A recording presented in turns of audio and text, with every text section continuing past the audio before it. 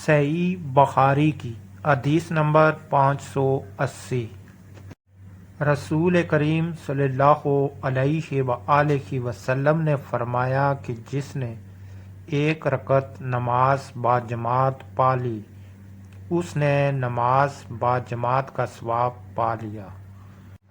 یعنی کہ اگر کوئی نمازی یا مسافر جو جماعت شروع ہونے کے ٹائم نہ پہنچ سکا اور اس نے آخری رکعت میں بھی اگر جماعت کے ساتھ شرکت کی تو اس کو پوری جماعت کا جو نماز ہے اس کا ثواب ملے گا۔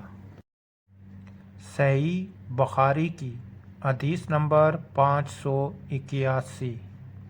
میرے سامنے چند معتبر حضرات نے گواہی دی جن میں سب سے زیادہ معتبر میرے نزدیک حضرت عمر رضی اللہ عنہ تھے کہ نبی کریم صلی اللہ علیہ وآلہ وسلم نے فجر کی نماز کے بعد سورج بلند ہونے تک اور عصر کی نماز کے بعد سورج ڈوبنے تک نماز پڑھنے سے منع فرمایا ہے۔